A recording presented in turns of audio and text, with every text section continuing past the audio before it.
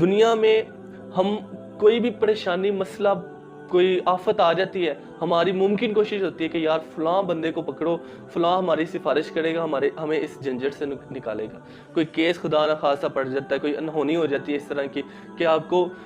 عدالتوں کے، کچہریوں کے چکر لگانے پڑتے ہیں، وہاں پہ آپ ہر کسی سے تعلق دار جو بھی ہوتا ہے آپ کا، اس سے کوشش کرتے ہیں کہ کوئی ایسا بندہ ملے جو آپ کی سفارش کرے، آپ کا یہ مسئلہ حل ہو جائے، جس کے بارے میں نبی اکرم صلی اللہ علیہ وسلم نے فرمایا کہ قیامت والے دن یہ قرآن مجید آپ کی سفارش کرے گا۔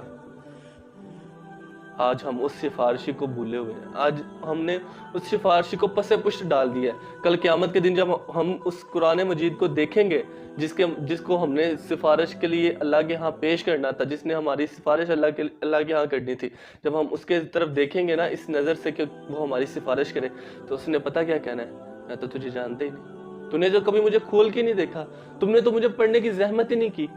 تم تو سارا دن سوشل میڈیا پر بیٹھ کر، سارا دن ٹی وی ڈراموں پر بیٹھ کر اپنا وقت ضائع کرتے رہے، سارا دن میچز دیکھتے رہے، پب جی گیم، یہ فضول جتنی بھی گیمز ہیں ان کو کھیلتے رہے، تم نے تو مجھے ٹائم ہی نہیں دیا، میں تمہیں کیسے پہچانوں، میں تمہاری سفارش کیسے کروں؟ اللہ کے رسول صلی اللہ علیہ وسلم نے فرمایا کہ کسی کے خلاف یہ سفارش کرے گا اور کسی کے حق میں، اللہ معاف کرے، جس کے خلاف سفارش ہوگی اس کا تو کچھ رہنا ہی نہیں۔ قرآن مجید کوئی معمولی کتاب نہیں ہے، یہ اللہ تعالیٰ کی کلام ہے، تو اللہ تعالیٰ کی کلام اگر کسی کے خلاف سفارش کر دے، کسی کے خلاف گواہی دے دے، تو اس کا کیا بچے گا؟ آج ہمیں اس چیز کو سوچنے کی، سمجھنے کی، پرکھنے کی ضرورت ہے، بہت ہی اشد ضرورت ہے اور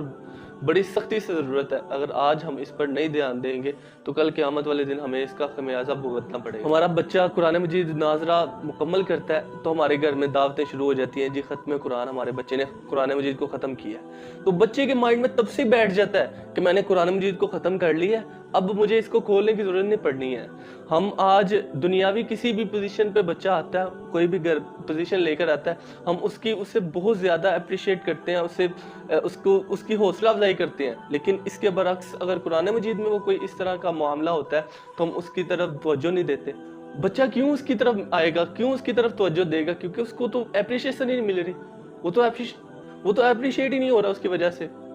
تو وہ ظاہری بات ہے دنیاوی تعلیم کی طرف زیادہ فوکس ہوگا اور دینی تعلیم کی طرف وہ کم ہوگا۔ قرآن مجید کو ہم نے تعویذ بنا کر اپنے بازو پر اپنے گلے پر لٹکا لیا، اس کو برکت کے لیے گھر پہ رکھ لیا، اس کو بیٹیوں کے سر پر رکھ کر اس کو رخصت کر دیا، بیٹی کو کہا بیٹا یہ قرآن مجید ہے سنبھال کے رکھنا، وہ بیٹی بھی اتنی فرما بردار ہوتی ہے، ایسے سنبھال کے رکھتی ہے کہ ساری عمر غلاف نہیں اتارتی اس میں سے۔ پھر اللہ تعالیٰ پھر کیسے ہمارے گھروں میں رحمت نازل کرے؟ آپ بیمار ہوتے ہیں، آپ کیا ڈاکٹر آپ کو میڈیسن دیتا ہے تو وہ آپ کھائے بنا کبھی صحت یاب ہو سکتے ہیں؟ بالکل بھی نہیں، کیونکہ جب تک ہم اسے کھائیں گے نہیں، وہ جو ہمارے اندر کا نظام ڈسٹرب ہوا ہے وہ ٹھیک نہیں ہوگا۔ اسی طرح قرآن مجید کو چومنے سے، اس کی برکت حاصل کرنے سے، گھر پہ رکھنے سے وہ کبھی بھی ہمیں فائدہ نہیں دے گا جب تک ہم اس کو پڑھ کر اس پہ عمل نہیں کریں گے۔ جس طرح پیناڈول کو گلے میں باندھنے سے وہ ہمیں شفا نہیں دے گی، اسی طرح قرآن مجید کو جتنی مرضی آیات کو ہم اپنے بازو پہ، اپنے گلے پہ باندھ لیں یا گھر پہ برکت کے لیے رکھ لیں، وہ کوئی بھی فائدہ نہیں دے گا۔ لہٰذا نجات اور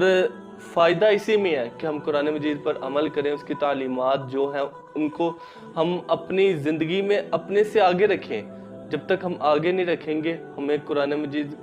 کی جو برکات ہے ان کا اندازہ ہی نہیں ہوگا، اس کا پتہ ہی نہیں چلے گا۔ جو شخص اللہ تعالیٰ کی کلام سے محبت کرے گا اللہ تعالیٰ بھی اس سے محبت کریں گے، اور جس سے اللہ تعالیٰ محبت کرتے ہیں، اللہ تعالیٰ اگر ایک شخص سے محبت کرتے ہیں نا تو اللہ تعالیٰ جبریل علیہ السلام کو کہتے ہیں کہ اے جبریل میں فلاں شخص سے محبت کرتا ہوں اور تو بھی اس سے محبت کر۔ جبریل علیہ السلام اللہ کا حکم مانتے ہوئے اس شخص سے محبت کرنے لگتے ہیں، اسی طرح وہ باقی فرشتوں کو کہتے ہیں کہ آپ بھی اس شخص سے محبت کریں۔ وہ 7ویں آسمان والے 6ٹھے آسمان والوں کو، 6ٹھے والے 5ویں والوں کو، 4تھے، تیسرے، دوسرے، پہلے، اور حتیٰ کہ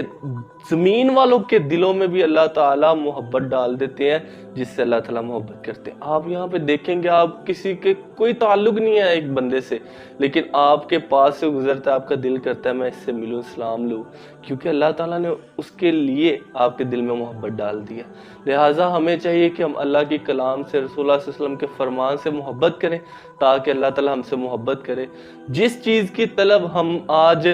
دنیا کا مال اکٹھا کر کے حاصل کرنے کی کوشش کرتے ہیں نا، اللہ کی قسم اگر ہم اللہ کے کہے ہوئے کاموں پہ، اللہ کے کہے ہوئے احکامات پر چلیں گے نا، وہ سارے کام ہمارے لیے آسان ہو جائیں گے، اور ہر وہ چیز، ہر وہ معاملہ جس کی ہمیں طلب ہے، تڑپ ہے، وہ ہمارے لیے آسان ہو جائے گا۔ کیونکہ قرآن کی جو آیت ہے وَمَنْ أَعْرَضَ عَنْ ذِكْرِهِ فَإِنَّ لَهُ مَعِيشَةً ضَنْكًا، جس نے ہمارے ذکر سے اعراض کیا، ہم اس کے لیے اس کی معیشت کو تنگ کر دیں گے۔ معیشت میں خالی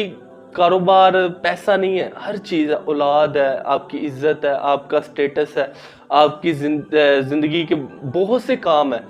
وہ سارے کام آپ کی معیشت میں آتے ہیں۔ لہٰذا اللہ تعالیٰ کے ذکر سے جو اعراض کرے گا اس کے لیے یہ تنگ ہو جائے گا، اور جو اللہ تعالیٰ کے ذکر کو اپنا لے گا اس کے لیے آسانی آسانی ہے۔ ہر معاملے میں اگر آپ دنیا کے کام کر رہے ہیں، اللہ تعالیٰ آپ کے دنیاوی کاموں میں برکتیں ڈالے گا، آپ کے دنیاوی کاموں میں آپ کے سر پہ جو ہر وقت ٹینشن کا ایک بوجھ سوار ہوتا ہے نا، اللہ تعالیٰ اس کو آپ کے